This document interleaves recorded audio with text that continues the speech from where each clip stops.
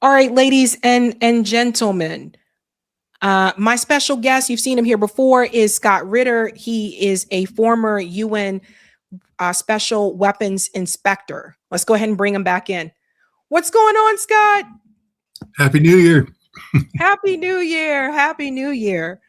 A lot happened as soon as 2026 has started.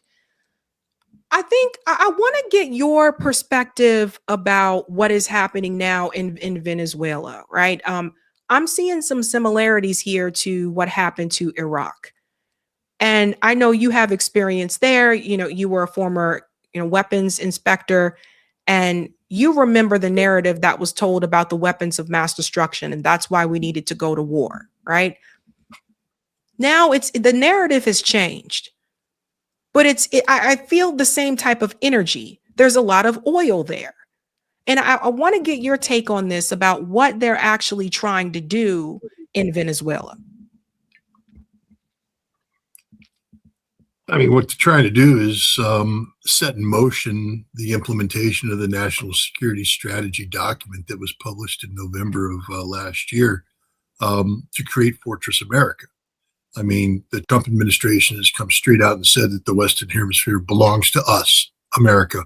Everything in the Western Hemisphere belongs to us. All of the resources of the Western Hemisphere belong to us. And I'm not exaggerating, straight up said it. When you have the U.S. ambassador to the United Nations in the home that's supposed to enshrine international law, we could get to that in just a second, saying that we can't allow Venezuela's oil to be in the hands of people who aren't us. That's it. Now, what sickens me is not only that my government says this, and that there are people in the mainstream media that will echo this approvingly. It's that the American people just sit back stupidly and allow this to happen. I just want to remind everybody for a second that we live in a constitutional republic. That's who we are. That's what we are. And if you don't understand that, you're not an American. Screw you. Get the hell out. Or accept the fact that we aren't the United States of America anymore. And frankly speaking, we're not. We're not the nation that we aspire to be because our stupid, ignorant population, and I'm going to say people watching this show are as ignorant as the days on, because I'm going to say some things. They're going to go, what? I didn't know that. Really? Yeah. Like the Constitution. You guys are aware of the Constitution, right? And, separate but equal branches of government, the executive, the judiciary, the legislative branch. And you do know that, for instance, when Marco Rubio gets up there and talks about the United Nations and belittles it, we don't care what the United Nations says. He says that they're stupid. When you have people like Megyn Kelly say, it's drugs coming across the border, man, we got to do this. I'm sorry, Megyn, no, we don't. So you're stupid, Megyn. And you're going to use this word a lot because I'm at the point where I am fed up with the American public and the ignorance of the American public about the Constitution that defines here. Oh, come on, Scott, the Constitution died a long time ago. Then get the hell out of my country. My country is a constitutional republic. I took an oath to uphold and defend that Constitution against all enemies, foreign and domestic. And if you live in the United States and you don't live by that Constitution, then you're an enemy of the United States, literally an enemy, because we are all about the Constitution. The Constitution allows the President of the United States to sign treaties. The United Nations Charter is a treaty signed by a President of the United States, ratified by 2/3 of the United States Senate. Now, guess what happens when that occurs, ladies and gentlemen? It becomes the supreme law of the land. The supreme law of the land, constitutionally binding to everybody from the president on down. We are part of the United Nations system. We have signed the United Nations Charter, and the United Nations Charter absolutely forbids what President Trump just did the other day. 100%, no ifs, ands, or buts. So no matter how you want to spin it, if you want to pretend that what he did is right, you're not an American. You're not. Nobody in the Trump administration is an American. There's something else. They function differently. Nobody in Congress. Because the other thing is, if we want to, for instance, go and grab Maduro, which we did, it's against the law. And when I say against the law, it's against the Constitution of the United States of America. The president violated the Constitution. Congress has done nothing. They've abrogated their responsibilities. So now it's up to the judiciary. There's a hearing taking place in Manhattan, Southern District of New York. I call it the battle for New York because this is it, baby. This is the last chance for America to prove that it can survive as a constitutional republic. Maduro cannot be tried in an American court. It's unconstitutional. Unconstitutional. This case must be thrown out. He can't be tried. There is no jurisdiction. To accept jurisdiction means that we violate the Charter of the United Nations. We violate the Constitution. We are treaty bound not to capture heads of states of sovereign nations. That's the United Nations Charter. Congress has not enacted any legislation that modifies or otherwise changes that treaty that gives the court leverage over this. This is the end of America. This is what is happening right now. This is literally the end of the United States of America. If we allow this to go forward, we cease to function as a constitutional republic. And you know what we become? A dictatorship, literally a dictatorship. We are a functioning dictatorship of the worst kind, because this isn't a benevolent dictatorship of a man who, appeals to common sense and all this. This is Caligula-like, narcissistic, cult of personality. This is the worst possible thing that could happen to the United States. We have literally crossed the Rubicon. We have one chance to redeem ourselves, and that is to set Maduro free on the orders of a judge who says, we lack jurisdiction. The Constitution prohibits this. My God, if somebody said that, I'd give a cheer out. Void of that. And remember, this is the same judge who in 2020 authorized the indictment against him. He's the judge that oversaw the indictment. Now, you can indict a ham sandwich, and the thing about indictments is they aren't, proof of guilt, and there is due process still attached to it. So the indictment didn't give the United States authority to go and grab this guy in violation of international law and the Constitution. But this guy, we have to be a little concerned right now, because our justice system, like our legislative system, has long ago punted in favor of the executive, which is why we have a functioning dictatorship today in Washington, D.C. So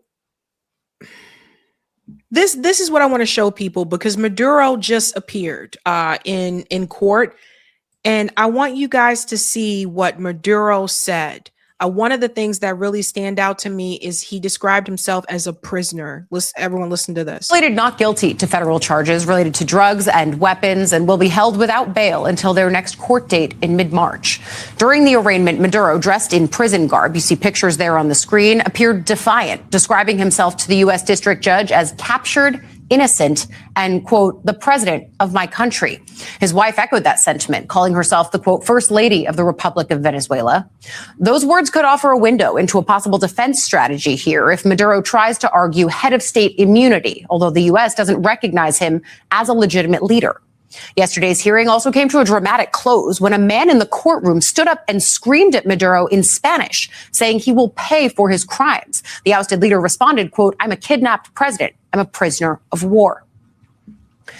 And in a phone interview with that part, he said he is a prisoner of war.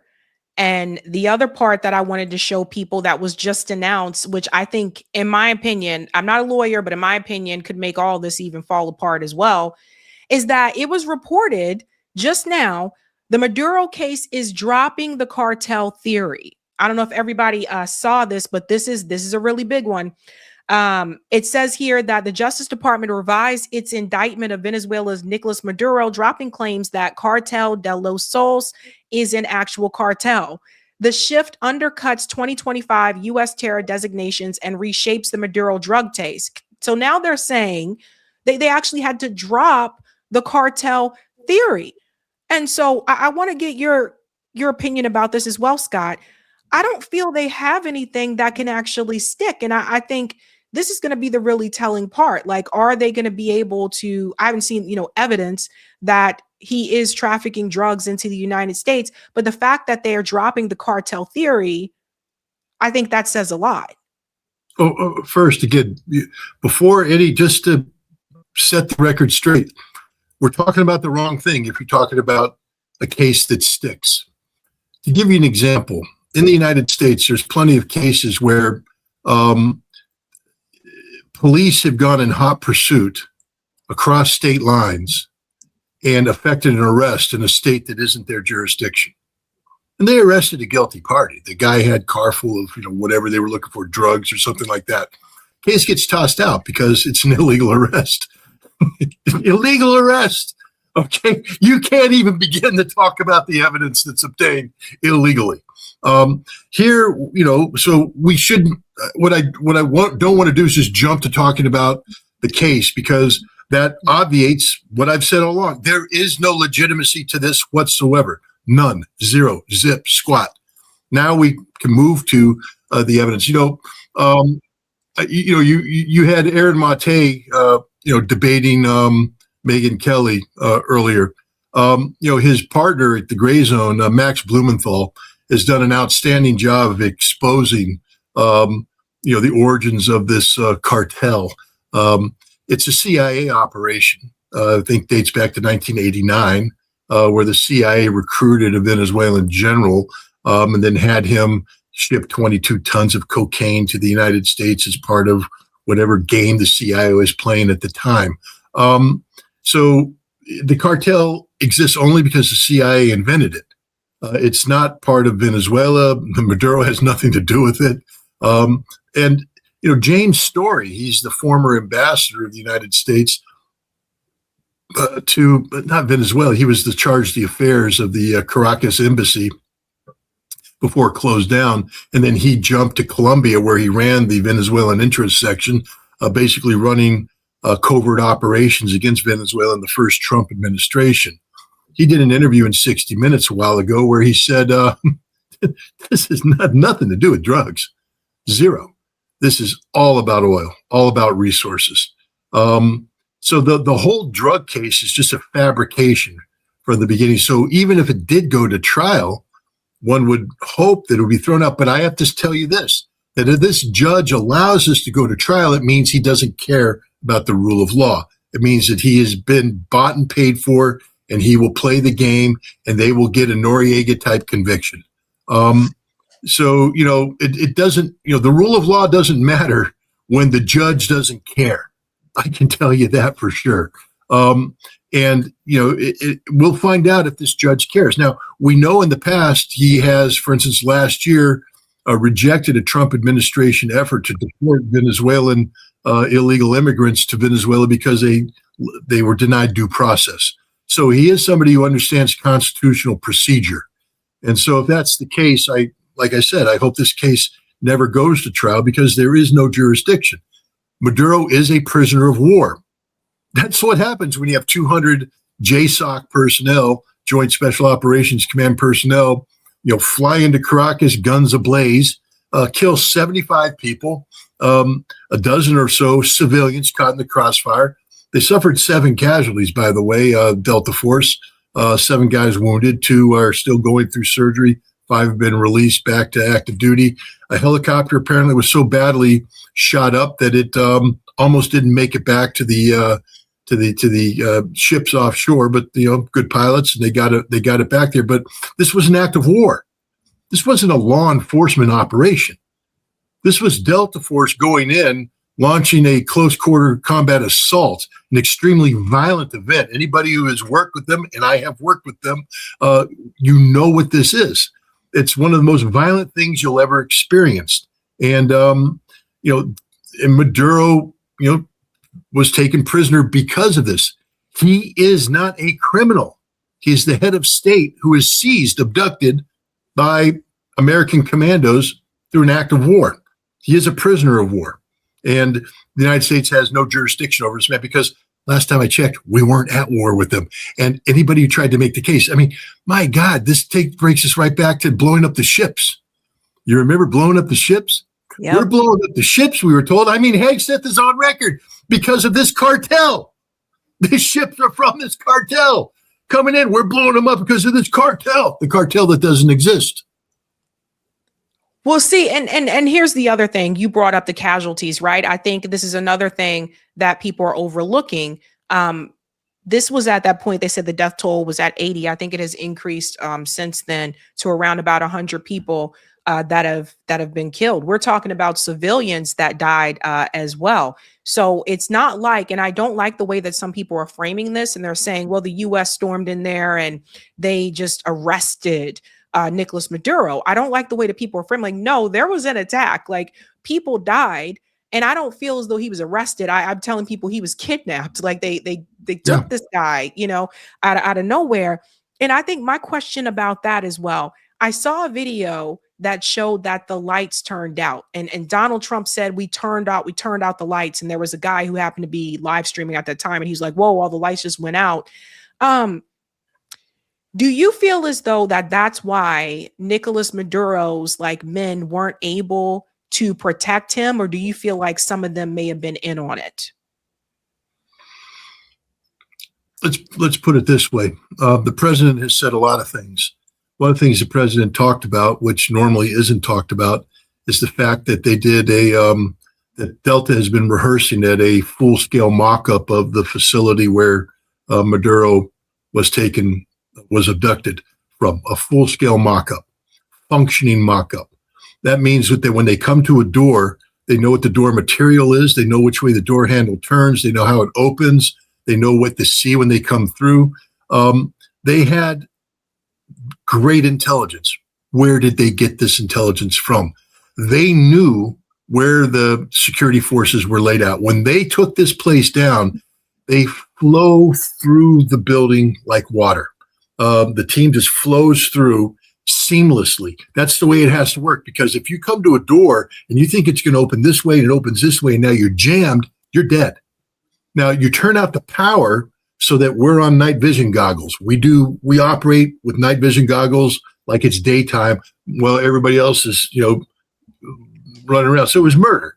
I mean, basically these poor security guards were sitting there unsure, firing blindly enough to wound 7 Delta Force guys, but they can't see it. Delta just flows through like water and kills them. It's methodical. It's murder.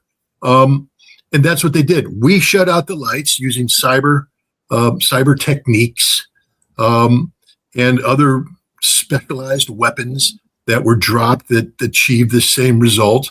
When we received fire from certain areas, we suppressed that fire violently. That means that it wasn't very directly targeted. We sprayed down the entire area, so any civilians that happened to be in that area died. If you were a housekeeper, if you were staff, you died. They killed everybody except Maduro and his wife. It's literal murder, because this isn't a act of war. I mean, it is an act of war, but it's not legitimate. Congress didn't authorize this. We're not at war with Venezuela. We weren't attacked by Venezuela. The drugs, Scott, the drugs. Nope. None of those drugs constitute an act of war. Literally, they don't. Anybody who understands the rule of law understands this. But see, the Trump administration is just making it up as they go along.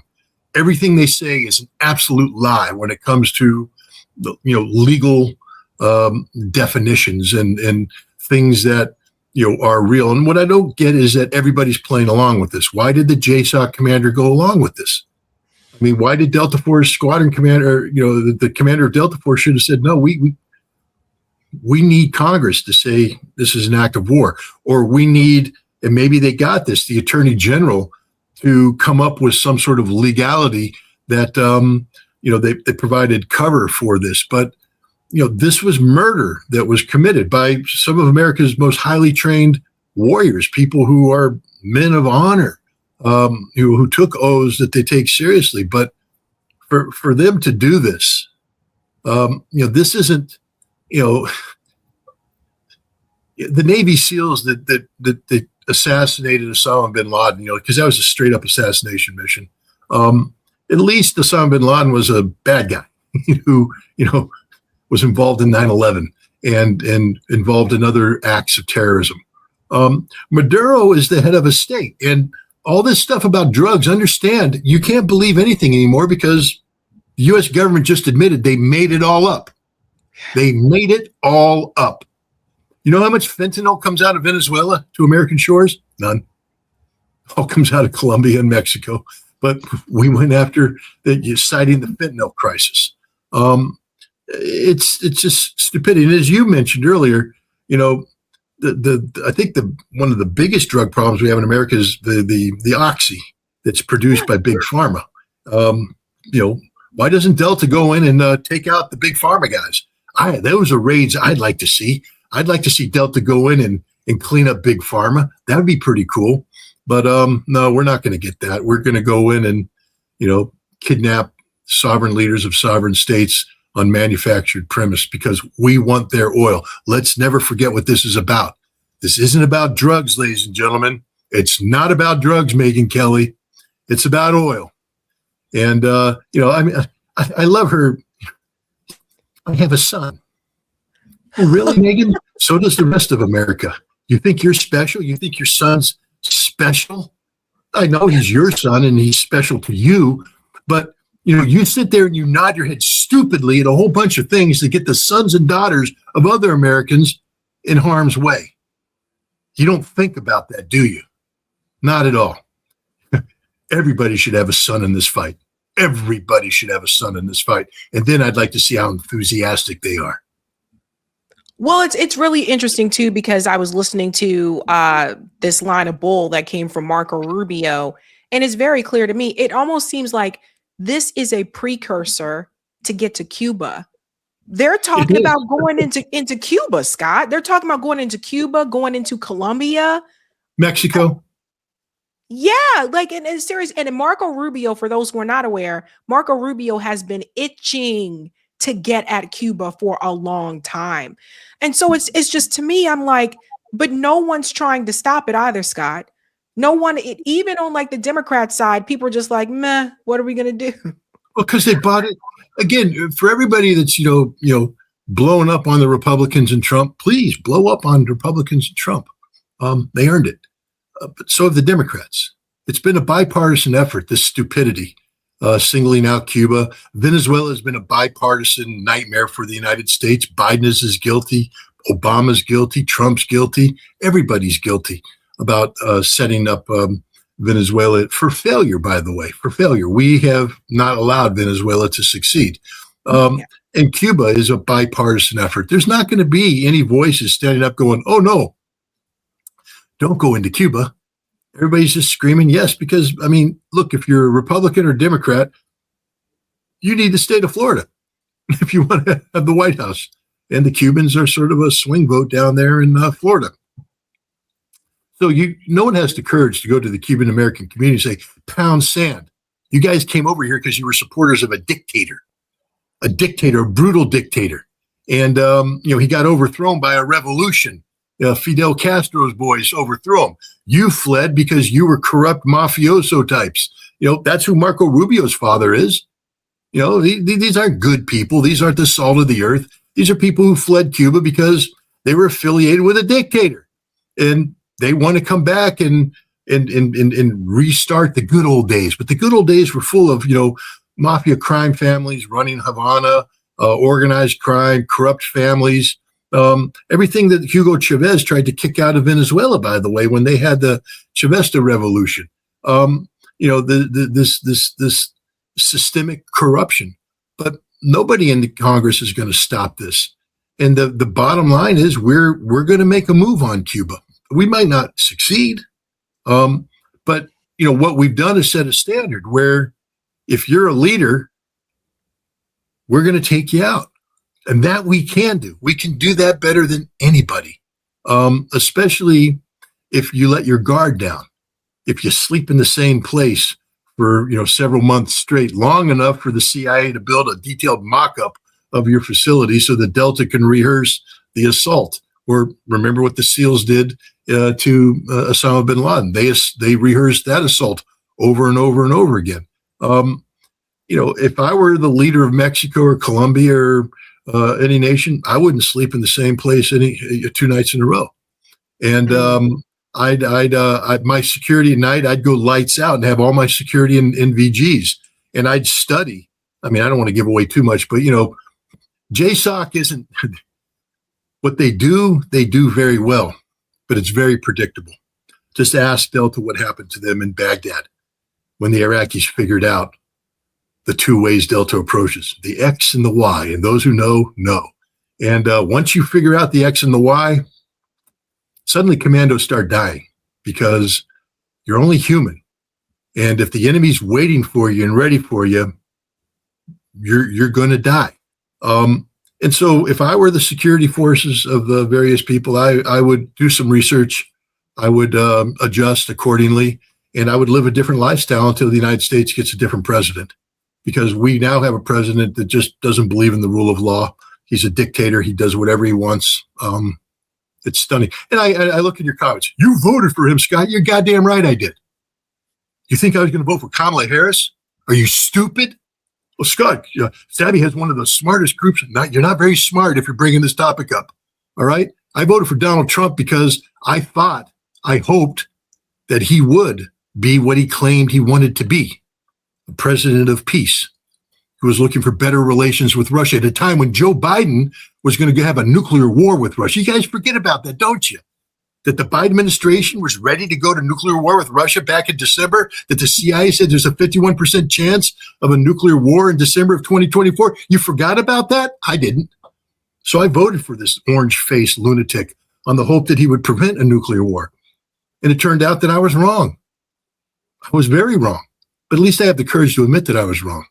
And at least I have the integrity to sit here today and call him out for the sins he's committed. I'm not MAGA, and I'm not going to sit here and blow smoke at you. But, y'all need to cross your T's and dot your I's before you start throwing stuff at me, all right? Because I've had a very long day of fighting this fight, and I'm geared up for war, and I'll go to war against anybody on this one because I am a defender of the Constitution. That's what I do for a living. I'm an American citizen who believes in the constitutional republic.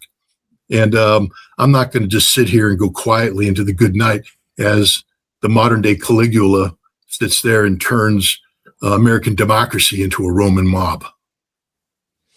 Well, Scott, why do you think people buy into this liberation ideology that when the press says that the people of Venezuela are going to be liberated? Because we heard these same things about the people in Iraq before the overthrow of Saddam Hussein. And then after the overthrow of Saddam Hussein, we know how that turned out. The same thing with Libya. We know how that turned out.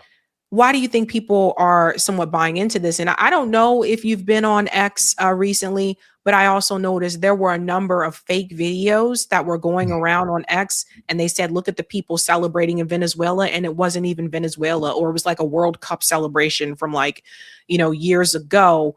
I feel like there's definitely a narrative that they're even trying to get these social media influencers to push as well. Of course, not just corporate media. But why do people buy into this whole idea that the people will be liberated? Now we have to get into individual psychology and group psychology. Look, there are,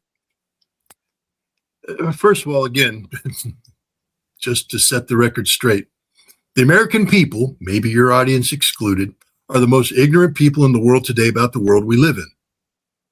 Now, if anybody in your audience wants to take me on about Iraq, and let's go through the demographics of Iraq, the different tribal cultures of Iraq, the religion, the ethnicity of Iraq, if you can pretend you have even a fraction of the knowledge I have about Iraq, then we can talk about liberation theology when it comes to Iraq. But you don't know anything about Iraq, and neither does the vast majority of the American people. And yet they will sit there and celebrate the liberation of Iraq as if the Iraqi people want to be liberated by us, that this is a good thing. You know who knows a lot about Venezuela? Anya Parampil, the wife of Max Blumenthal. I would listen to her all day about Venezuela because she's been there, she's done that, she's got the T-shirt.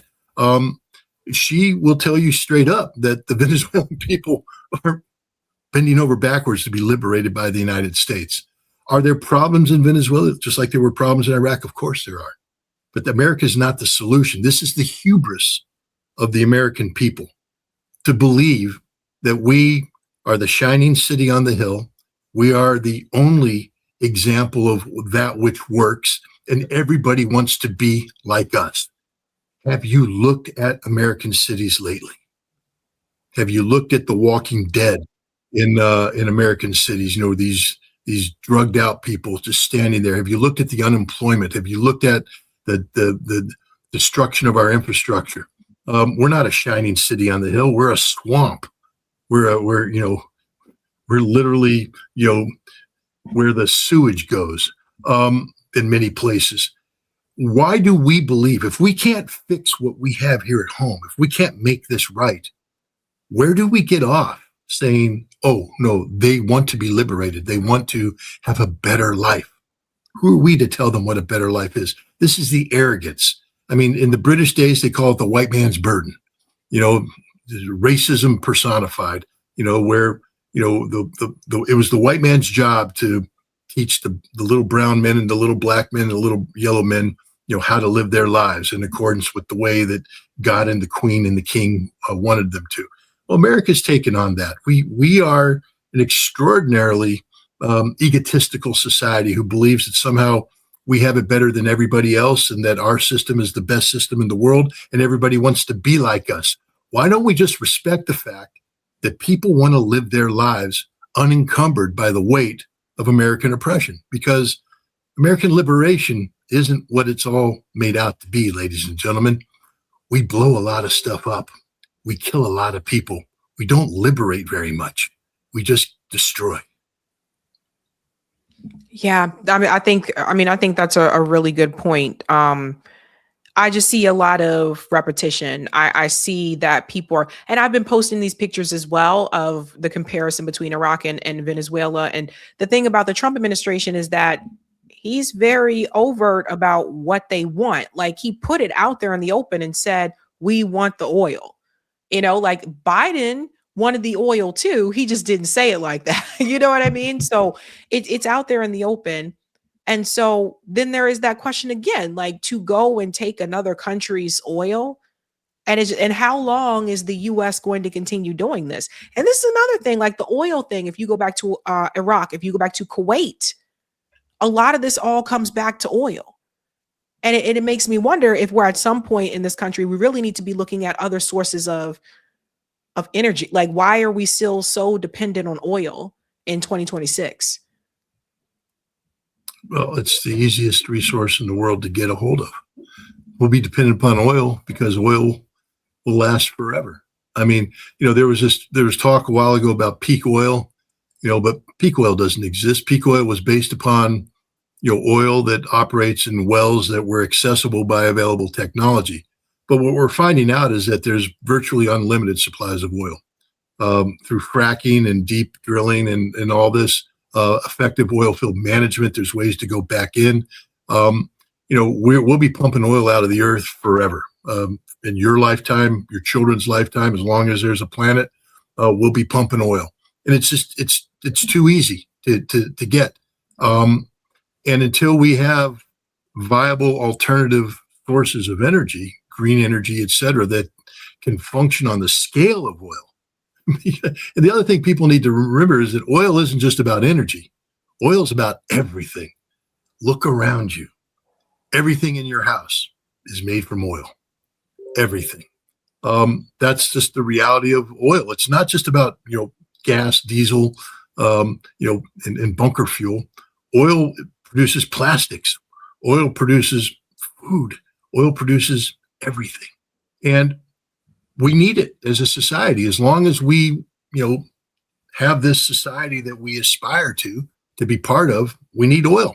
That's just the reality of it. And then the other problem is, we do this need with the fact that oil is big business. I mean, it's business on a scale that most people just can't even begin to comprehend, the amount of money that is involved in the oil industry.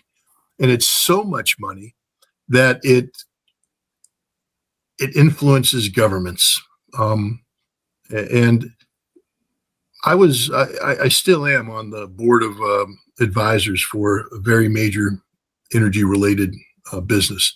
And once or twice a year, all the oil executives get together. And when I say oil executives, I mean all the oil executives, the big ones, all the big multinationals, they get together and they call it oil and gas. They get together and talk about oil and gas.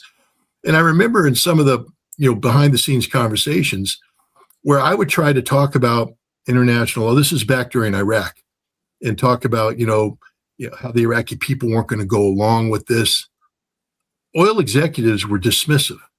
They said, we'll just buy our way out. We buy our way out of everything.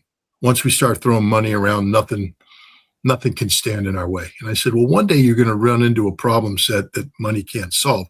And of course, that was Iraq and Libya, where you run into people who are fighting for ideas, not just for money. But in Venezuela, we honestly believe that, look at Trump.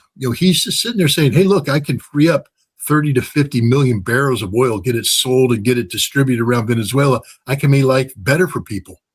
And what he's finding is the Venezuelan government and people are saying, we're not interested in doing your oil deal. It's not your oil, by the way, it's ours. Trump's acting like it's already is, if he can allocate it. The other thing we need to say about Venezuela is the people who think that this is going to be a quick fix, they don't understand oil. Venezuela used to produce oil at a rate of 3 million barrels a day, a significant amount of oil. There's a lot of oil in the ground in Venezuela, but it's not been tapped into, right? If you're going to be bringing oil out in significant numbers, volumes in Venezuela, you're going to need to do a lot of oil field development. Then that takes a lot of time.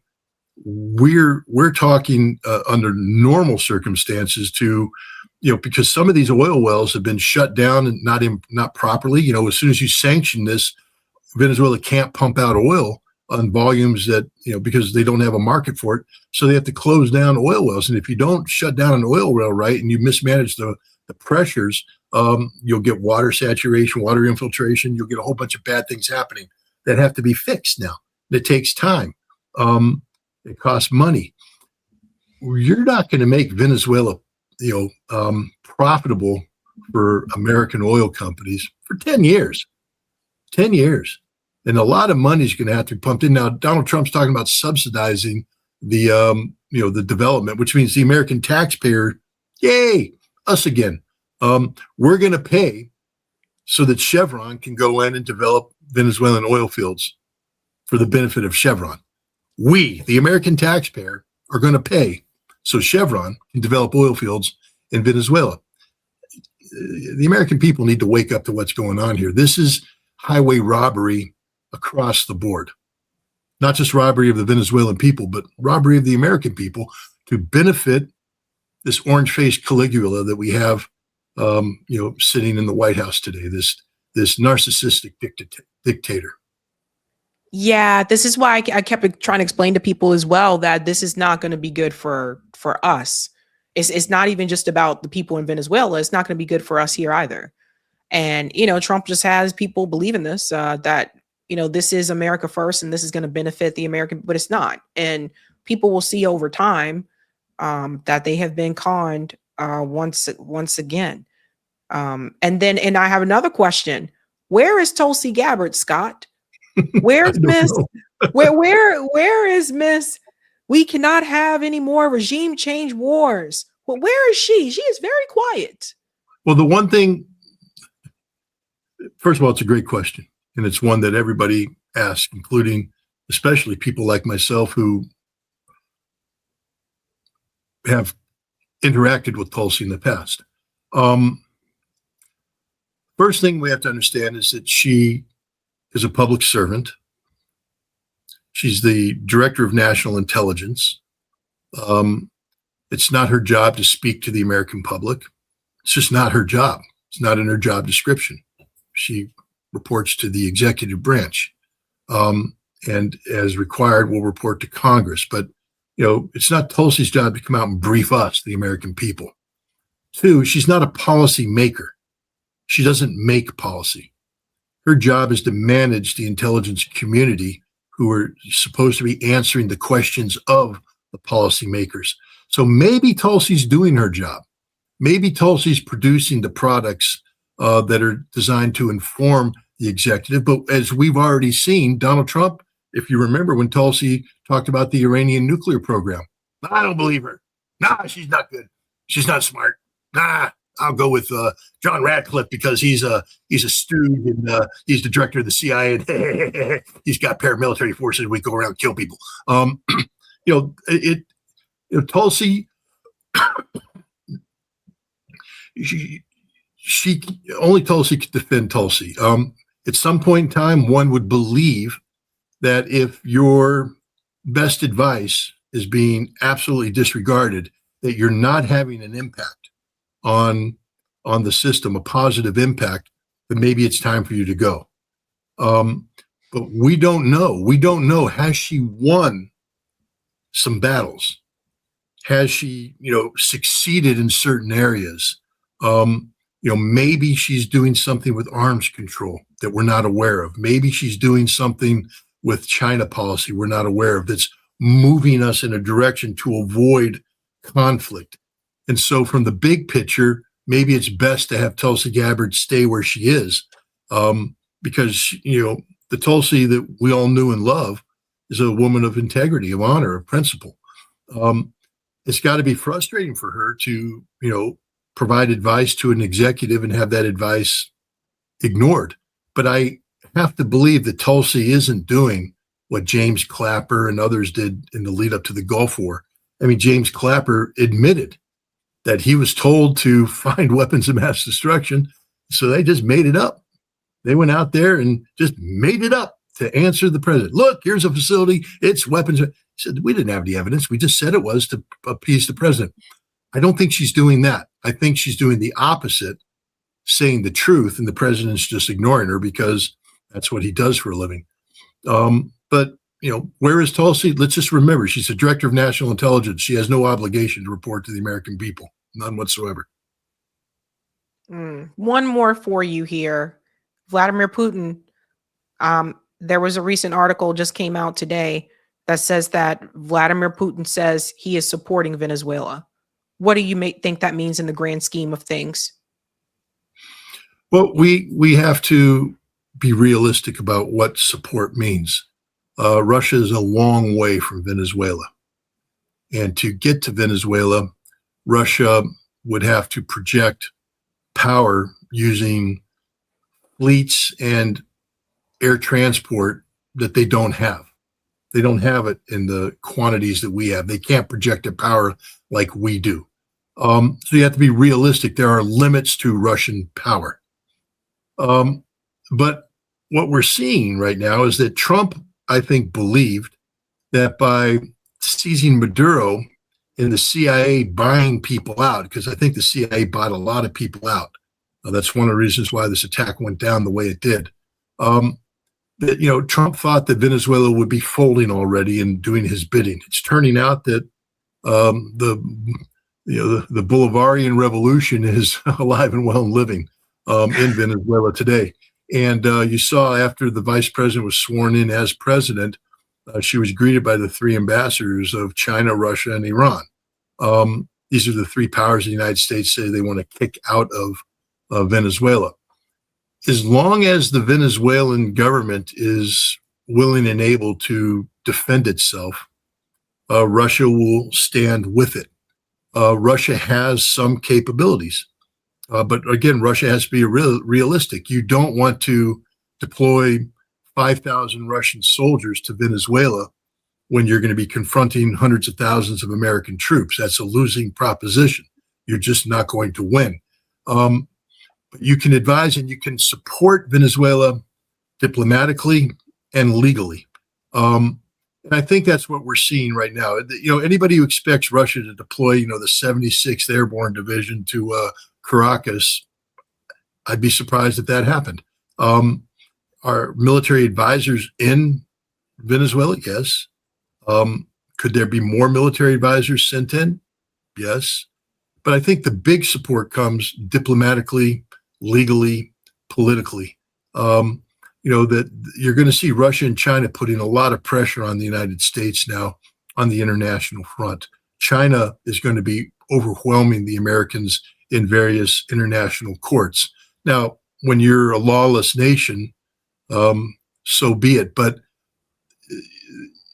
I think you're going to see Russia and China starting to tie the United States up in the bureaucracy of international law, and make life harder for the United States. And the other thing is, if the United States can't be trusted as a partner, then things like the Arctic development, this Kirill Dmitriev, Steve Witkoff fantasy, the brotherhood of development, it's just a fantasy. And maybe the Russians start saying, Steve Witkoff's not welcome to come back here. We don't want to take another phone call from Donald Trump.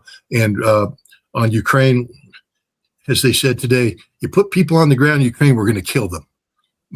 Russia is going to resolve Ukraine the way Russia wants to resolve it, because they're tired of dealing with the United States. And I think this is what Russia means, that they'll be backing Venezuela that way. But anybody who believes that this is about Russia sending significant quantities of troops or, destabilizing technology to, the Oreshnik, it's not going to Venezuela, and neither is the Onyx. But I think Russia will back Venezuela up, with the full weight of its diplomatic. And remember, Russia is very influential in the world today with BRICS and the influence it has in Africa and the global South. Russian diplomacy can go a long ways, a lot further than most people think. One more for you, Scott. This is a good question. Scott, doesn't Russia back Cuba from fly away forever? They do. I mean, Russia has military forces in Cuba. Russia uses Cuban naval installations. Russia uses Cuba to spy on the United States. But again, you have to be realistic. How do you can't put a large force of Russians into Cuba, and Russia's not going to put nuclear weapons into Cuba anymore. We already tried that once. You just have to be realistic. I think Russia has enough influence in Cuba, and Cuba has enough inherent strength that they can withstand. They can make it impossible for the United States to launch a conventional assault. There will be no invasion of Cuba.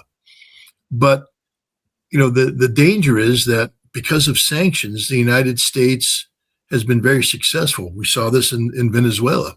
You sanction Venezuela, you bring harm not to the people of Venezuela, because Americans don't care about the people of Venezuela. That's just the reality of it. Oh, we care about them. We're liberating them. No, the sanctions were designed to hurt the political and economic elite.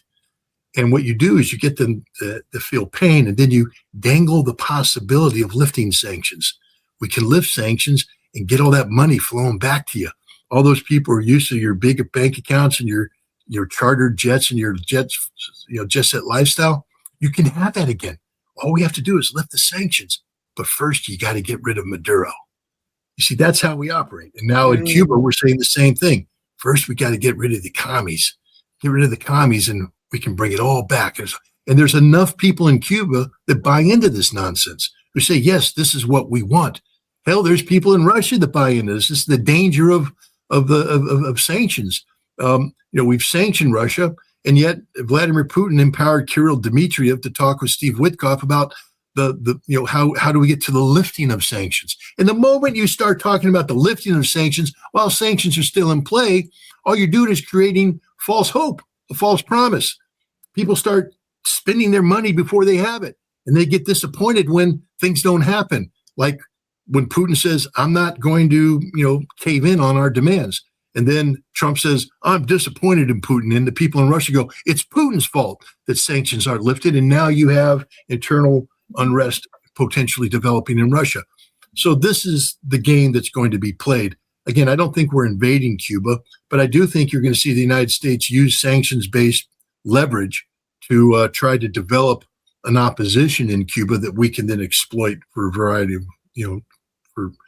purposes. Scott Ritter, thank you. Thank you, Scott, so much for your time. Thanks for having me. Hey guys, this was a Sabby clip. If you like what you saw, hit that like button and subscribe.